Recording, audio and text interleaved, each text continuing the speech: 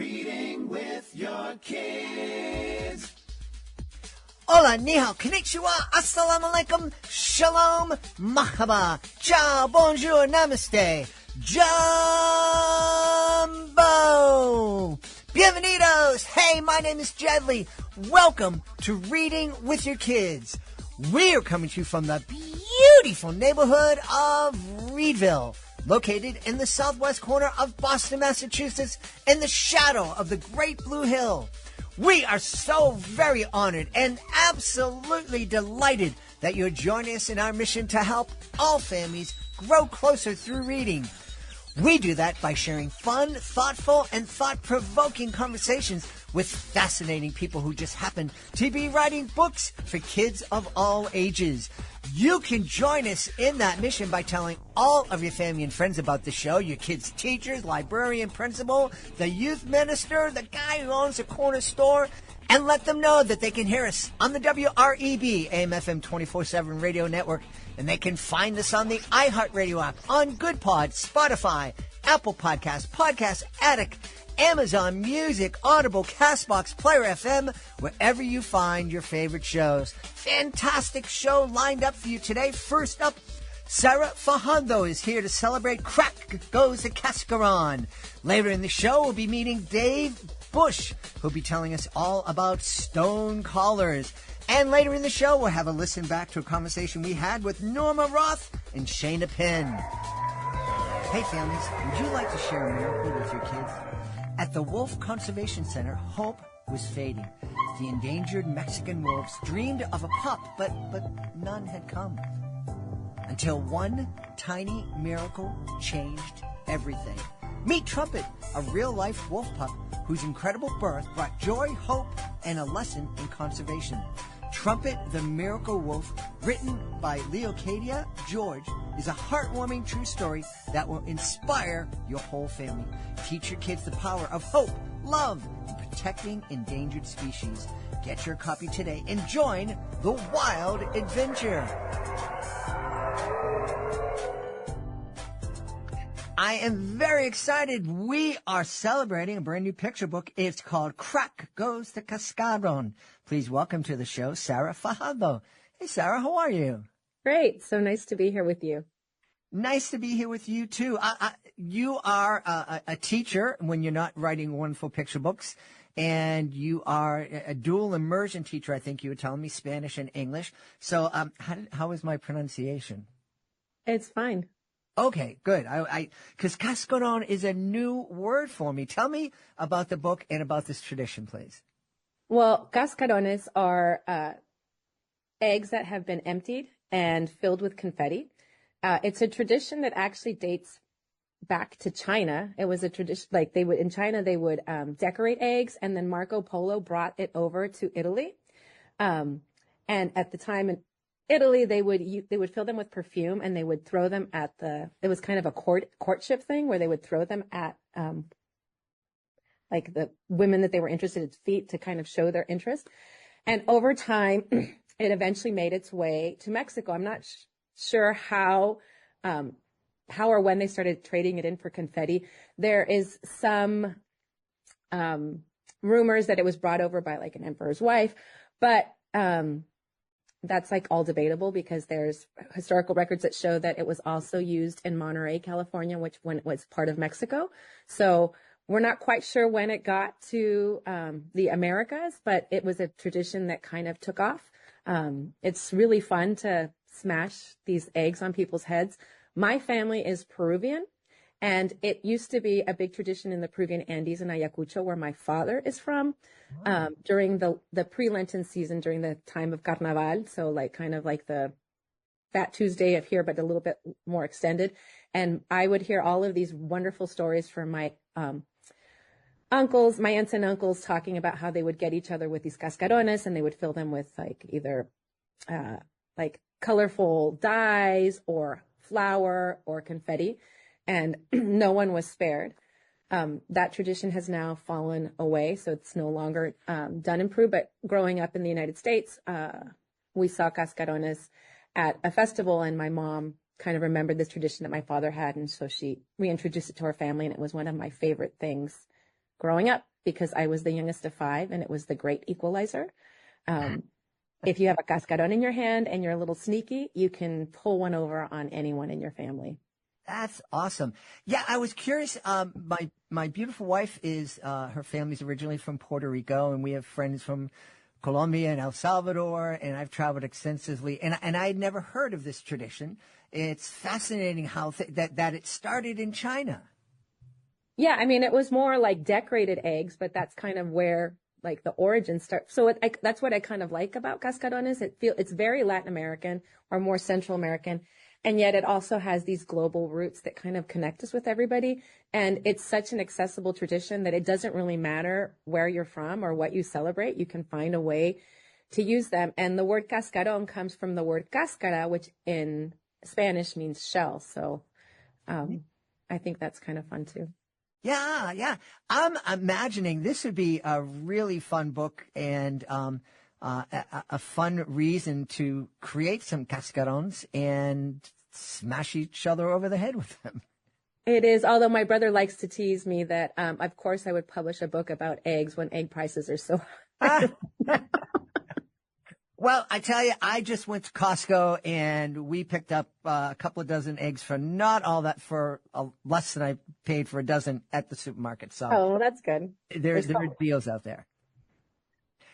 Tell me, can you imagine now if you're walking down the street and a guy decides, oh, I think that person's really pretty. Let me throw some perfume at her. And I don't think it would go over well these days. I don't think so, because I'm very sensitive to scent, so I would probably not enjoy it. Mm-hmm. But yeah, that was just one of the traditions from a long time ago.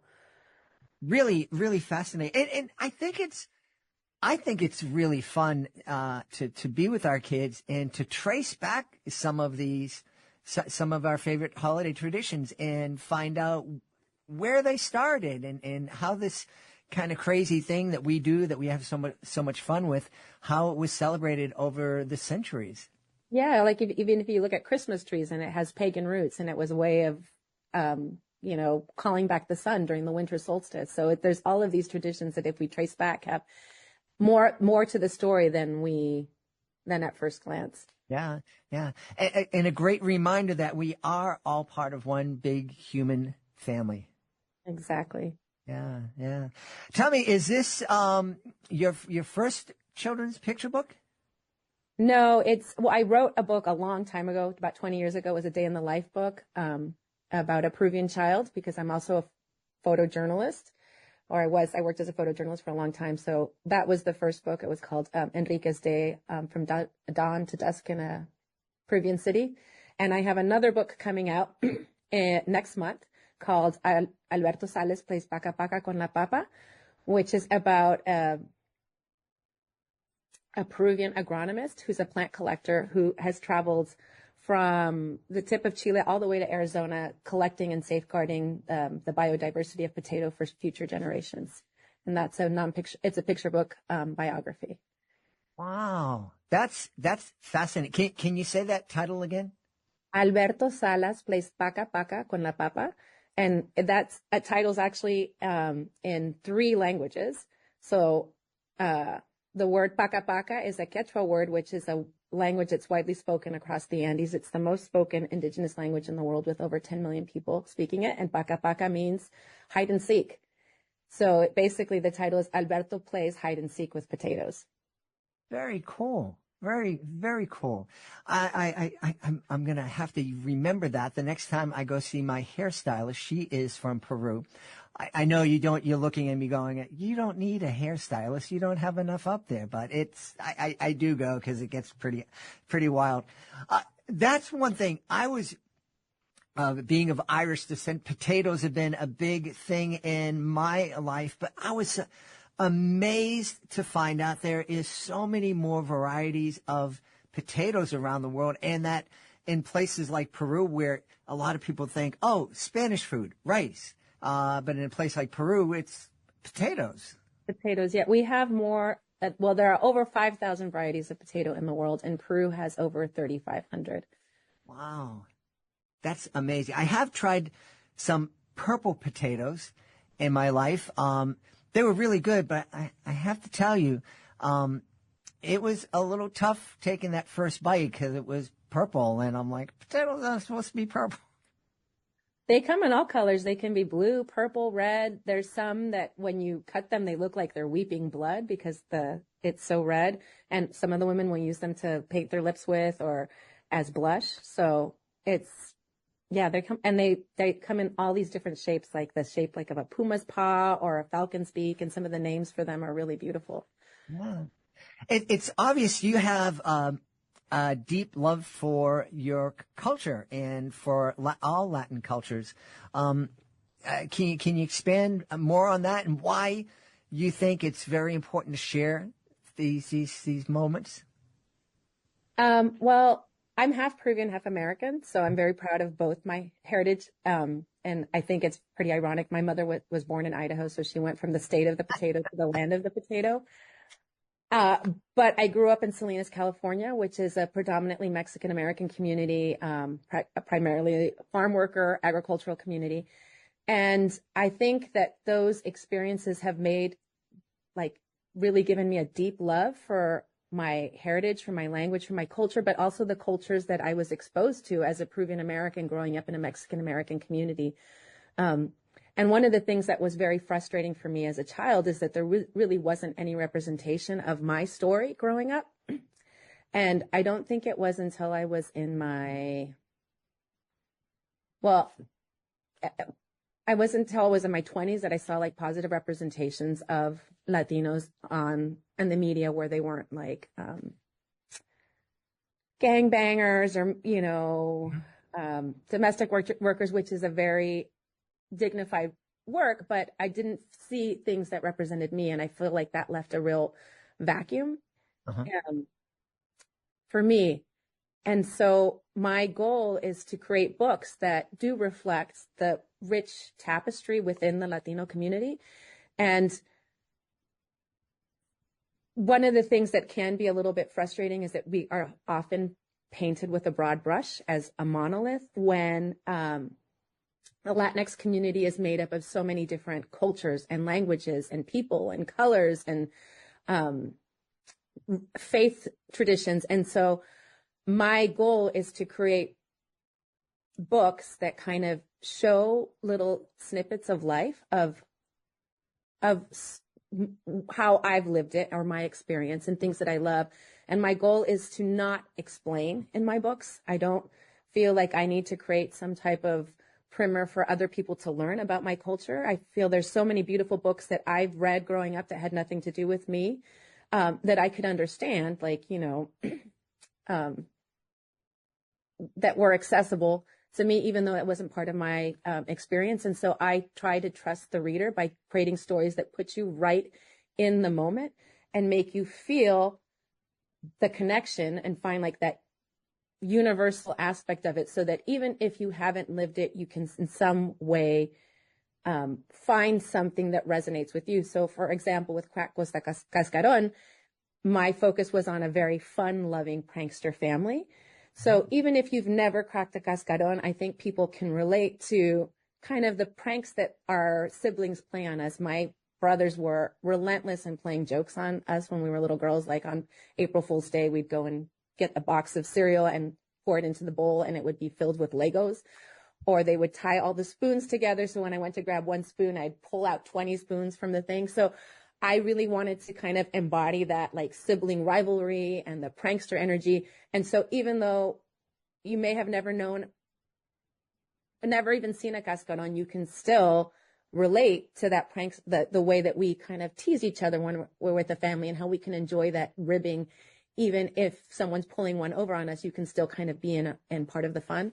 So that, in a nutshell, is what I try to do in every story that I write, is to make you feel the connection and feel like you could somehow be part of that family or part of that moment or part of that quest that the person might have, even though it's something completely outside of your culture.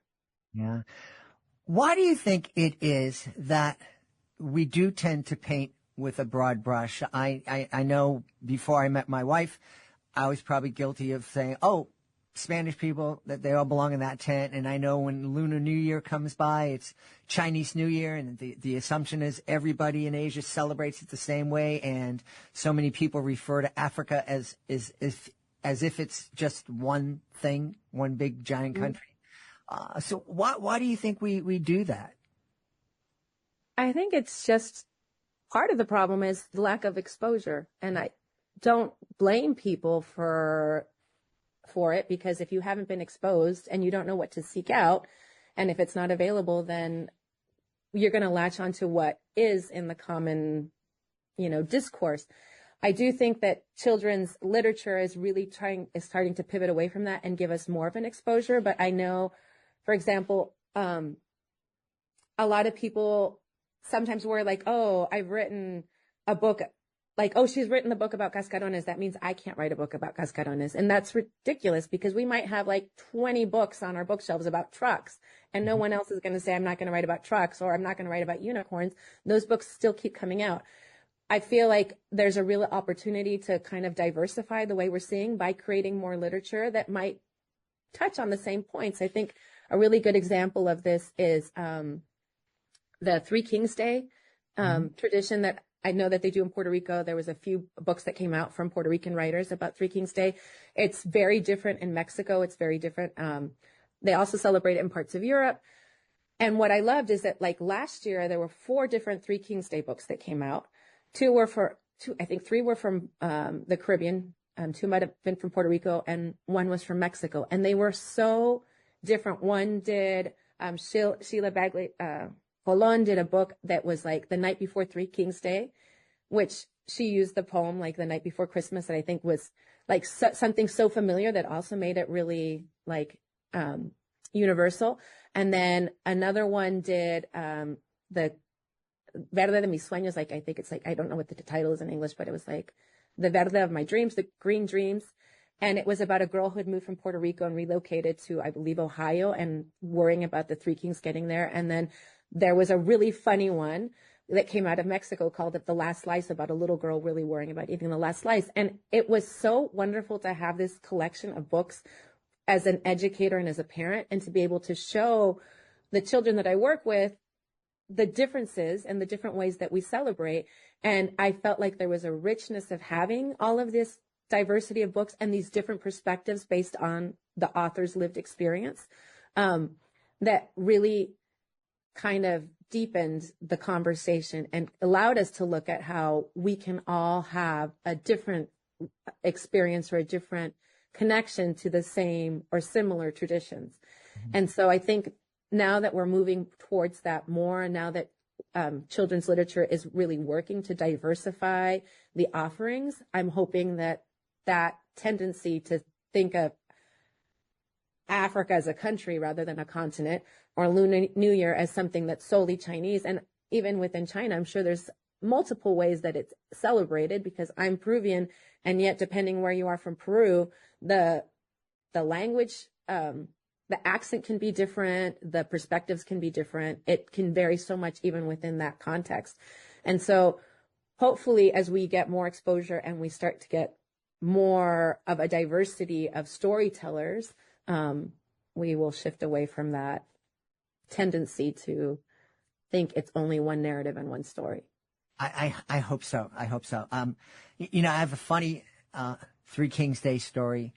We caused all sorts of controversy here. My son was in, we celebrated it forever. And when my son went to kindergarten, we came back from the Christmas break, and then they had a week of school, and then it was Three Kings Day.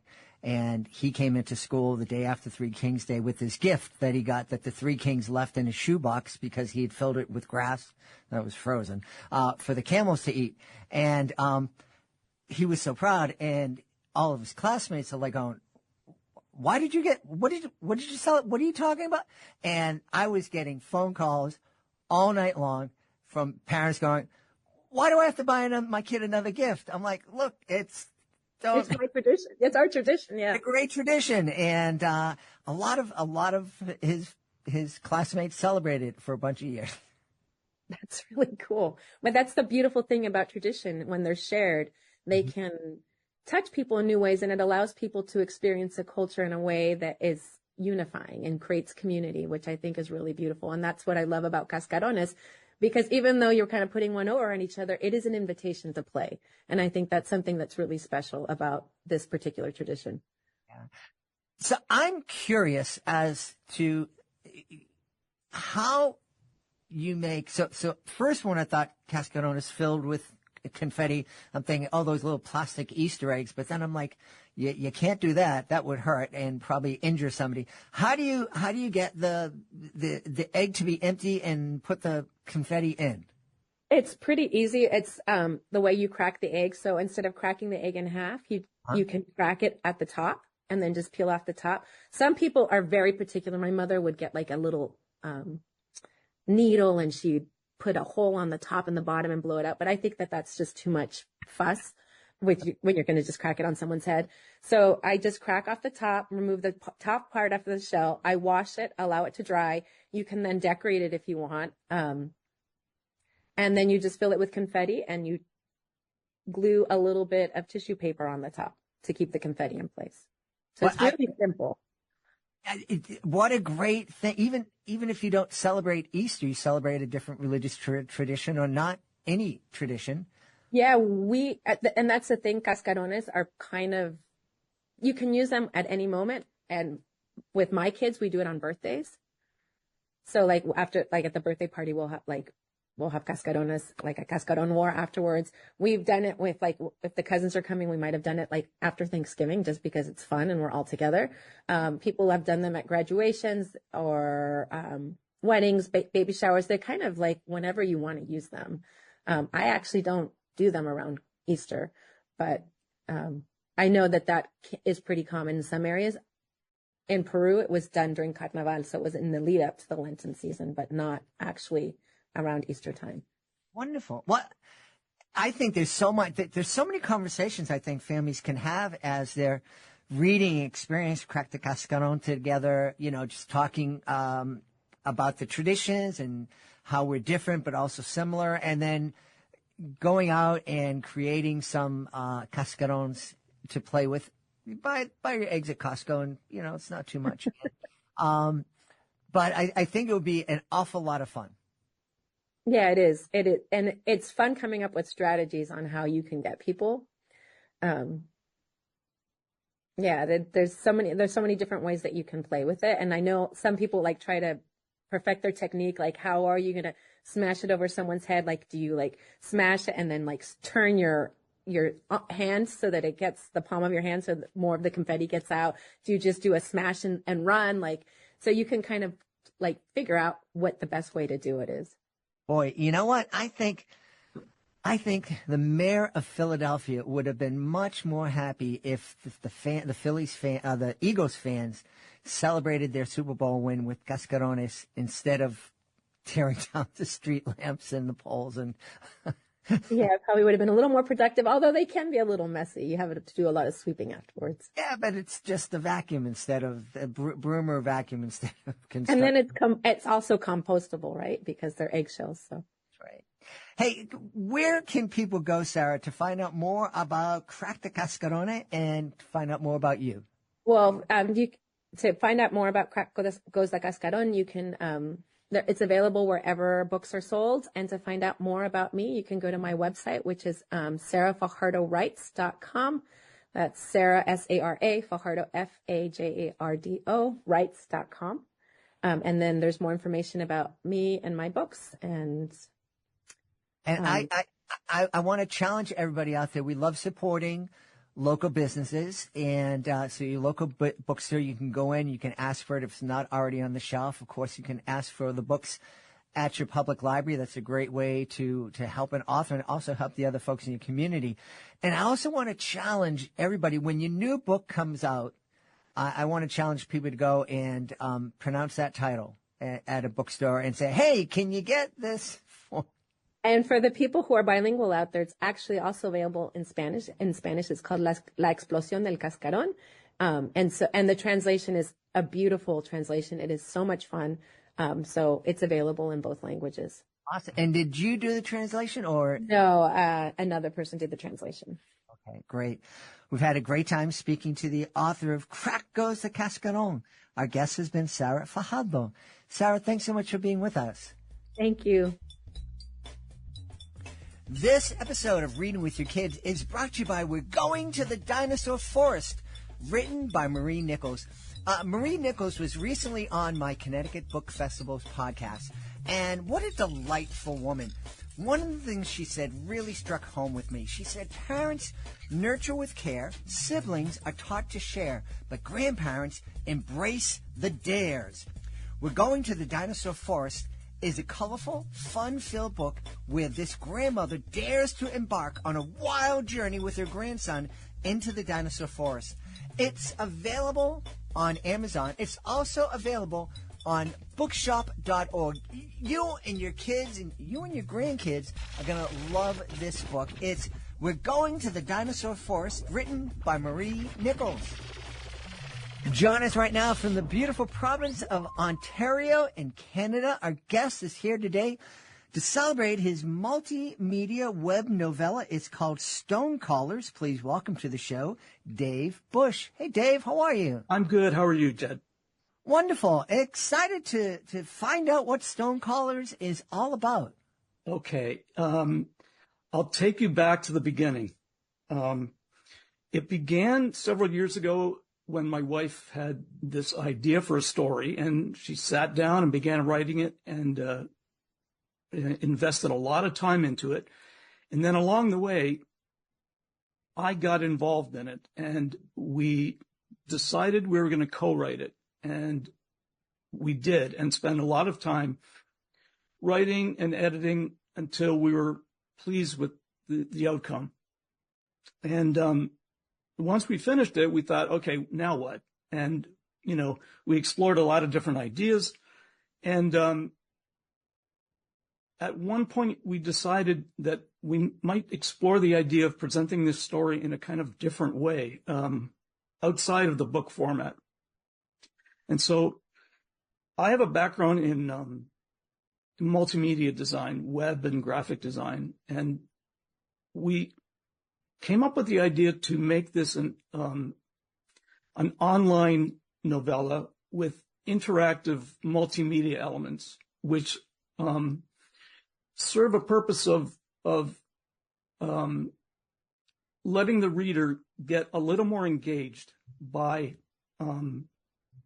having them explore these elements, which when they're clicked or tapped, they reveal a little more about the story.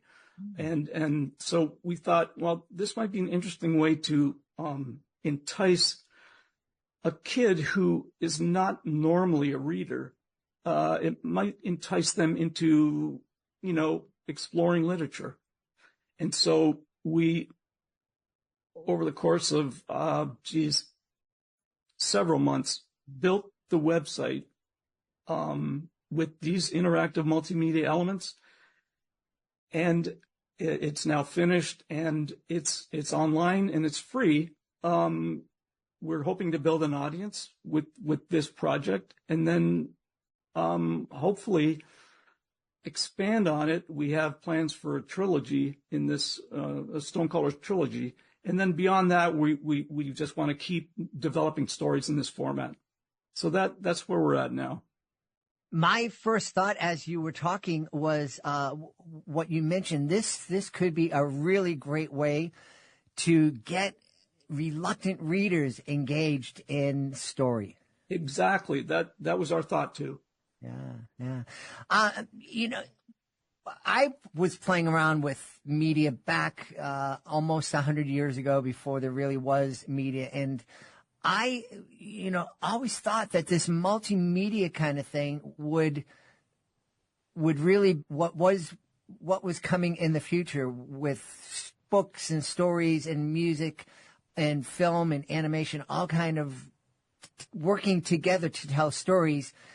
But I don't think it really has happened that much. Am I wrong? Is there a lot of this multimedia kind of story going on? No, you're exactly right. And I'll take you back to the beginnings of my involvement with multimedia.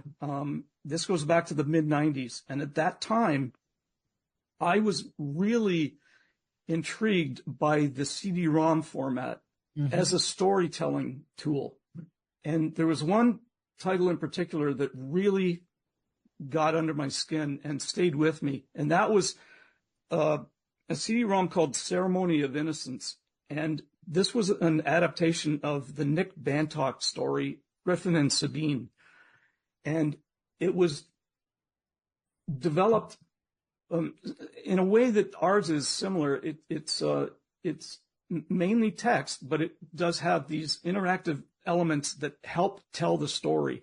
But it's done in a way that it doesn't overwhelm the text, which was something that was really important to us. We didn't want it to become gimmicky or have the graphics become the focus of it. We wanted the graphics and the multimedia elements to really enhance the experience and give a deeper story experience.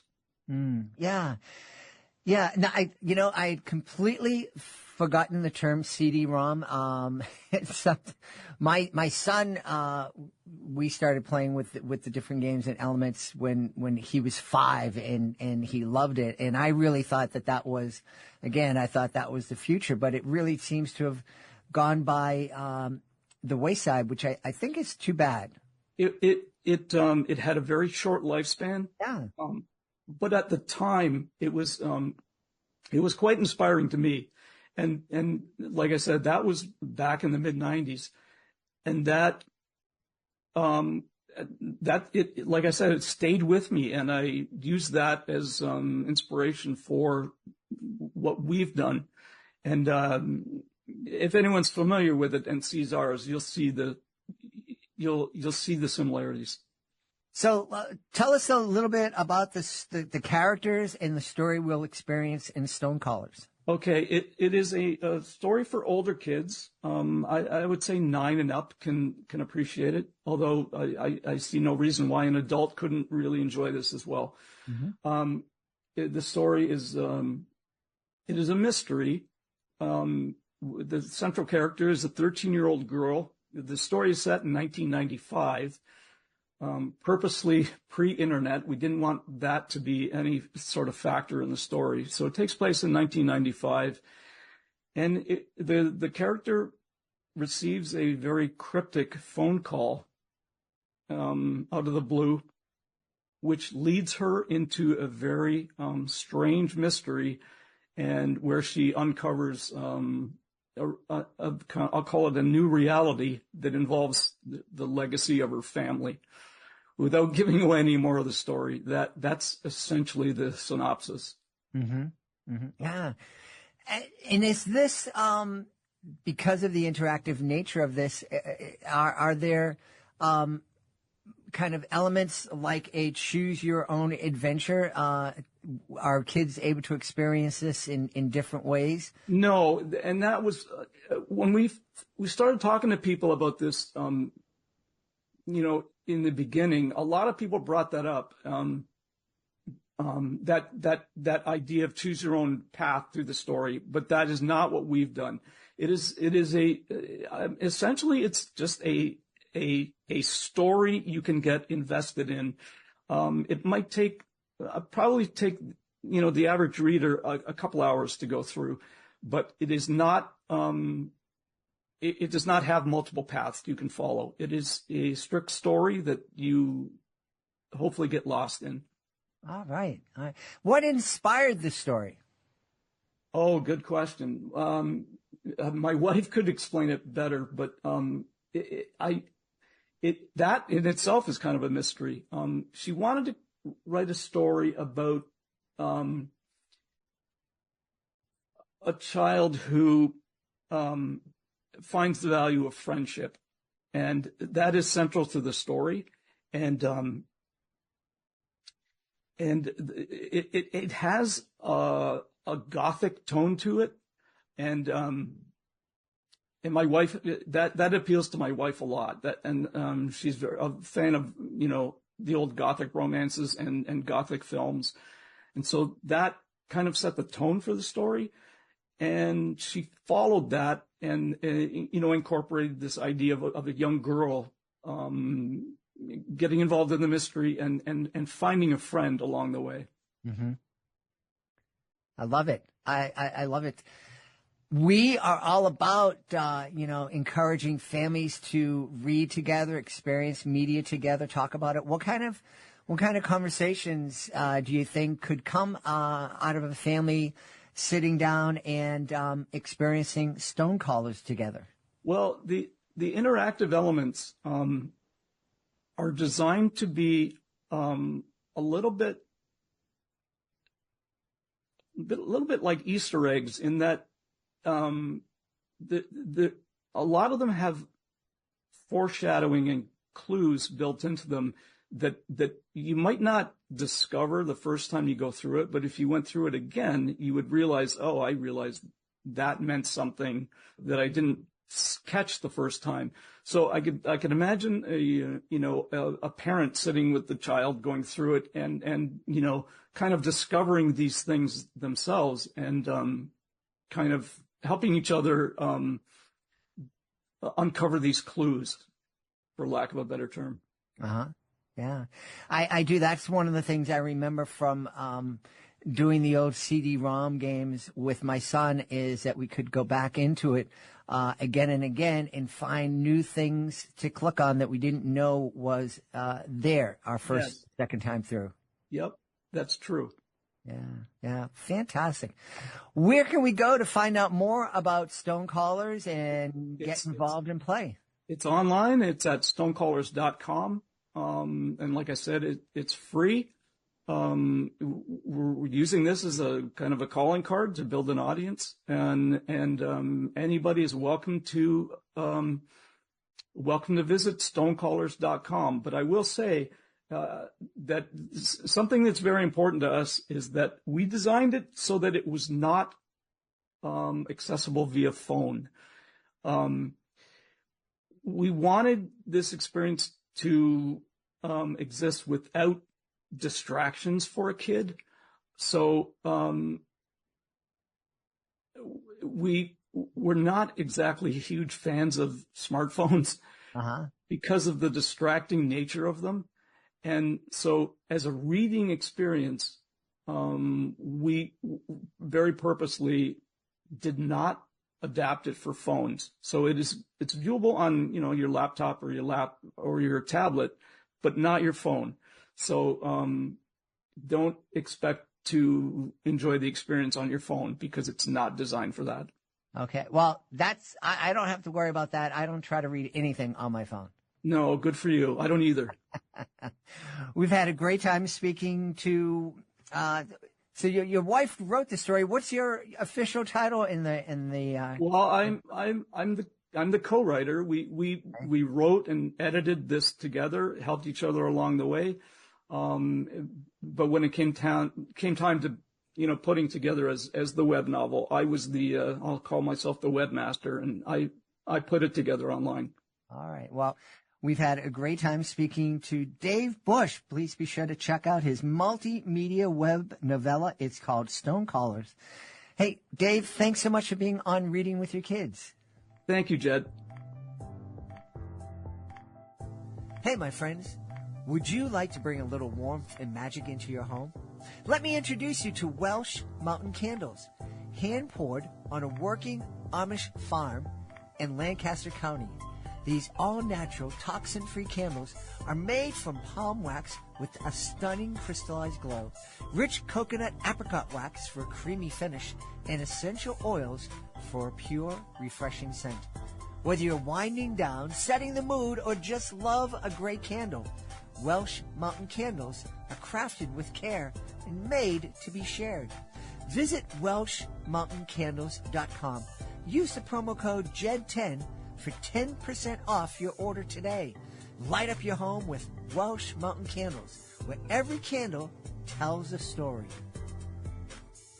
We are really excited. We have a couple of friends coming back to the podcast. First, coming to us from the beautiful state of Florida, Norma Roth. Hey, Norma, how are you?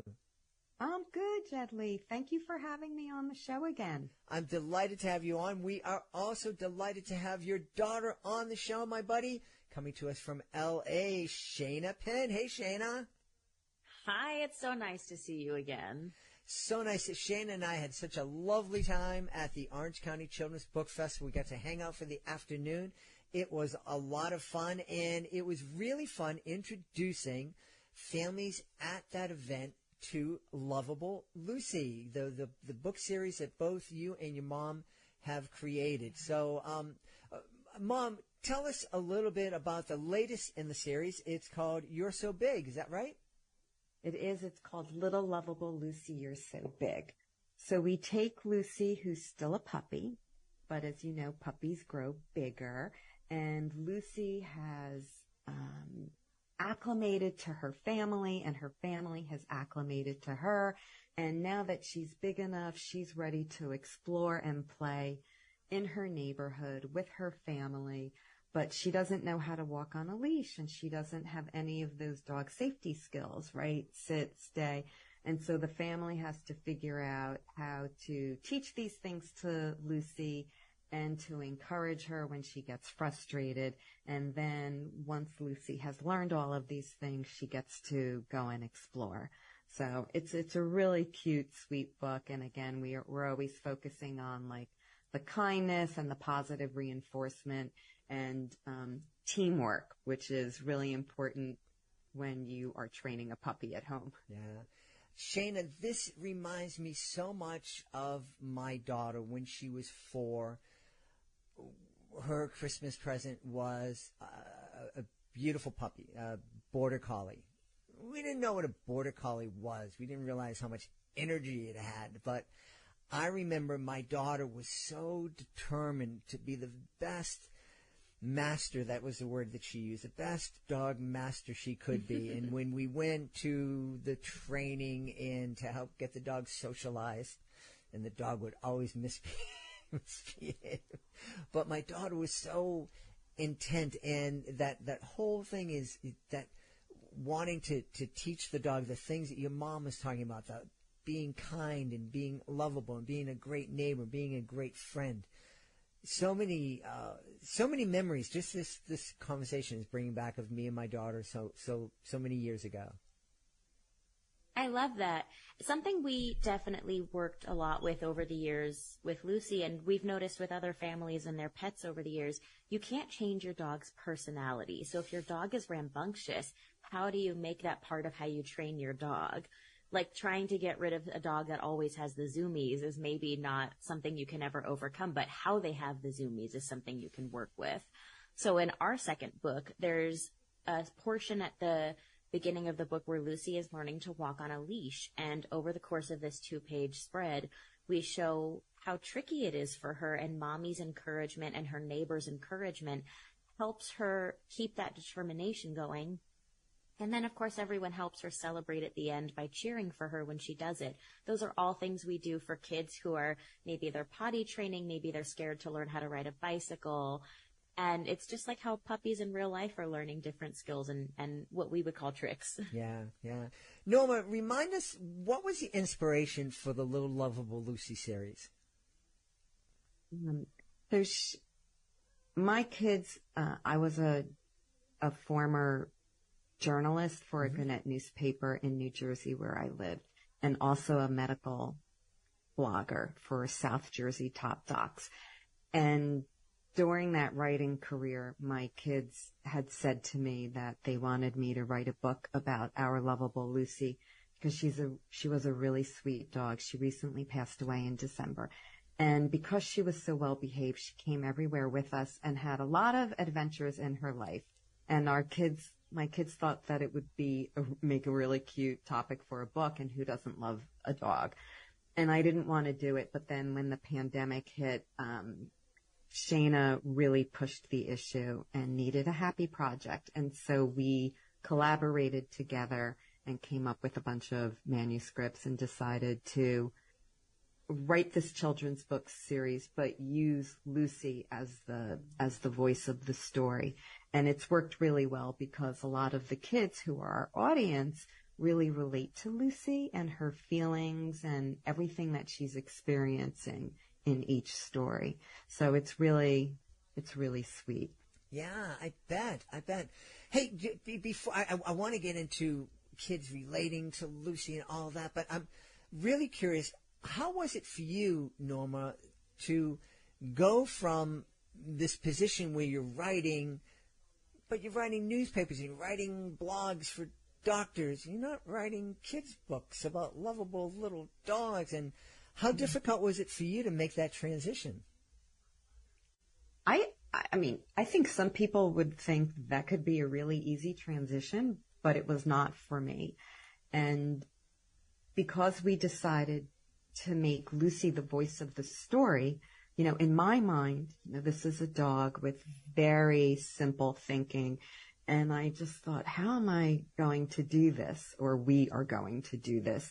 And so once we decided that Lucy would be the voice, we felt that we should still keep the language really simple for kids to understand.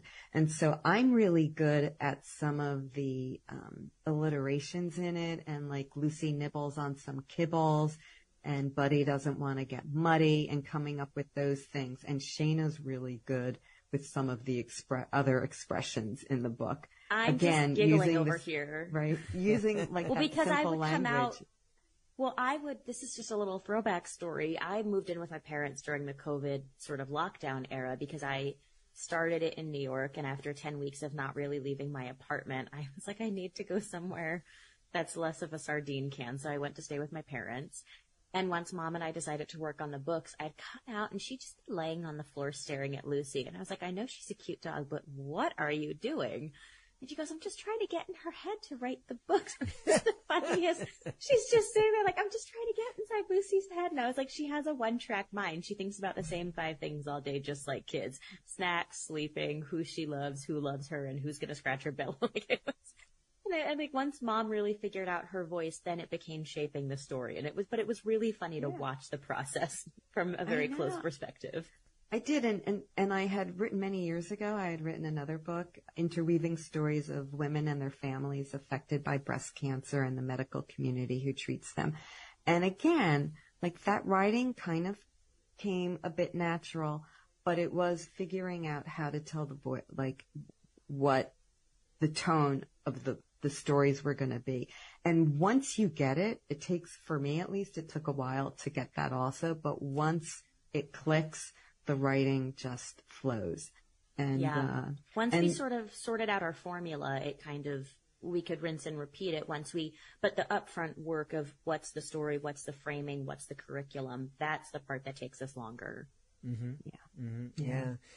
I imagine, for a lot of folks it is that, okay, we have this idea, we have this dog, so what are you going to write about?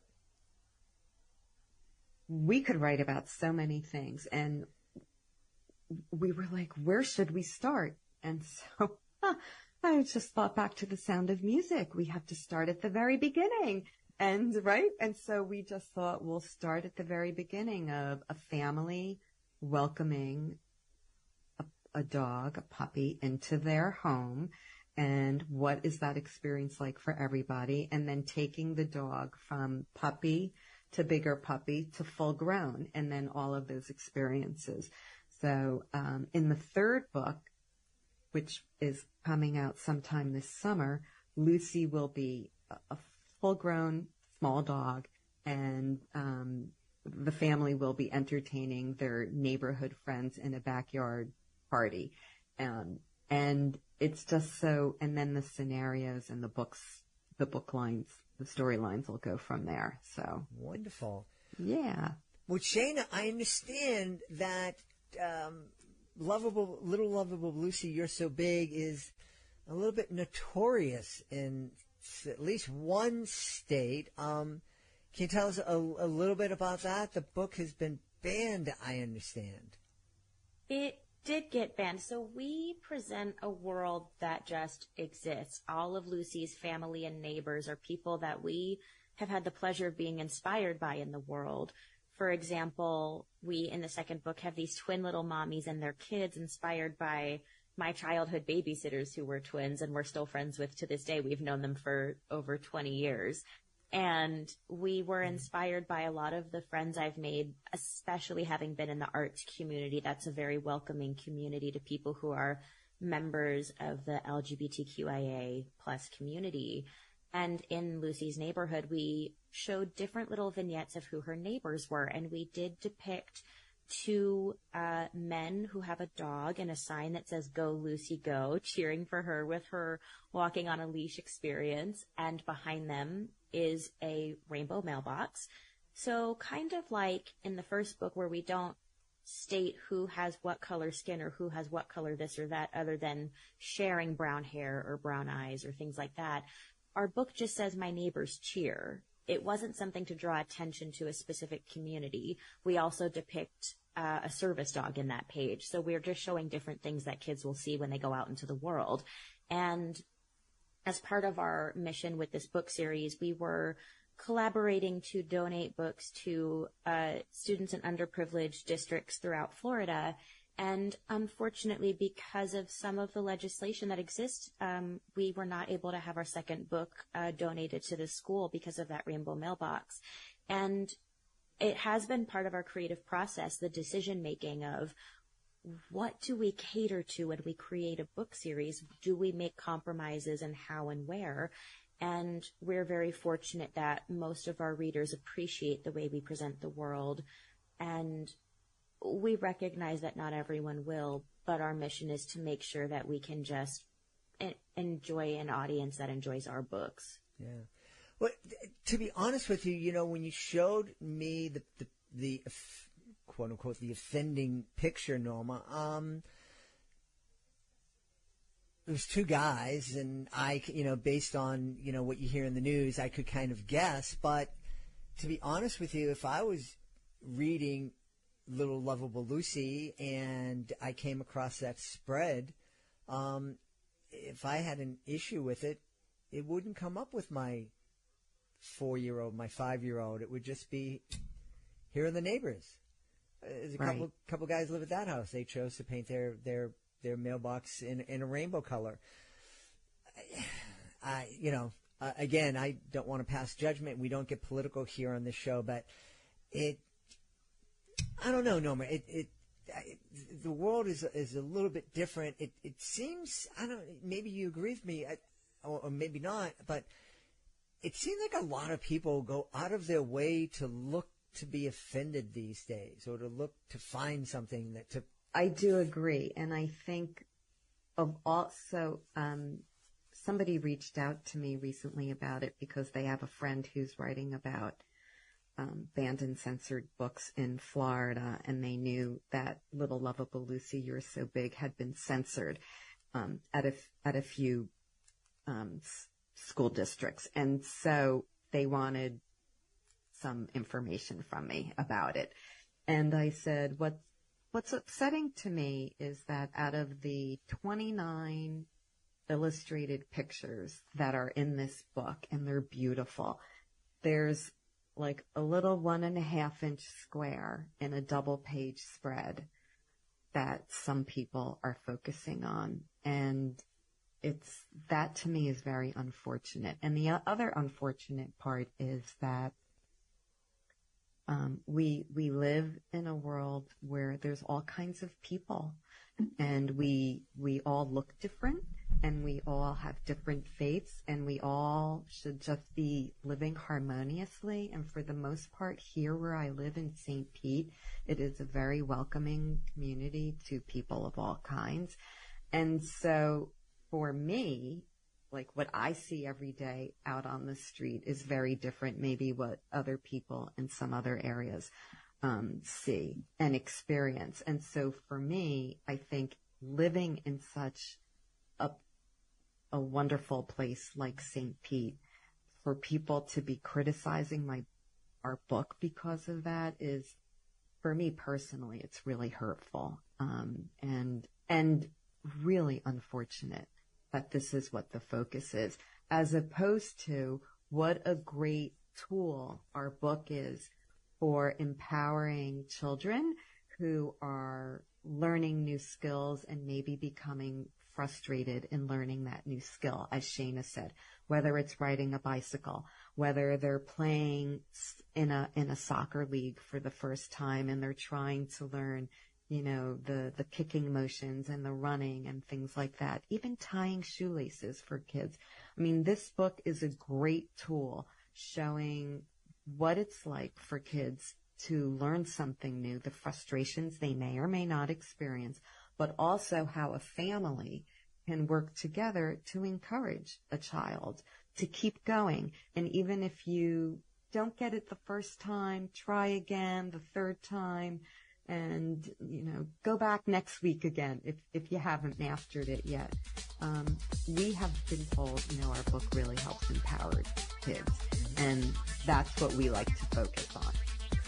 We hope you've enjoyed this episode of Reading with Your Kids, and will join us for the next exciting episode of the show. To make sure you don't miss a moment, please be sure to subscribe to the show wherever you find your podcast. We love the iHeartRadio app. We love Good Pods, Spotify, Apple Podcasts. Wherever you find your favorite shows, you can find Reading with Your Kids. And if you could, we'd love it if you could leave us a 5-star review. That really helps other people find out about the show and therefore join us in our mission to help all families grow closer through reading. I want to thank the folks who made today's show so wonderful, starting with our guest, Sara Fajardo. Please be sure to check out Crack Goes the Cascarones. Also want to thank Dave Bush. Please be sure to check out Stone Callers. Also want to thank Norma Roth and Shana Penn. I want to thank my team, Fatima Khan, Chris Doherty, Rory Grady. I want to thank my beautiful wife for all the support she gives me. Most of all, we all want to thank you. Thank you so much for taking the time to join us today. And as always, thank you so very much for taking the time to make the world a better place. And you do that every time you read with your kids. I'll be looking for you in the next episode of Reading with Your Kids.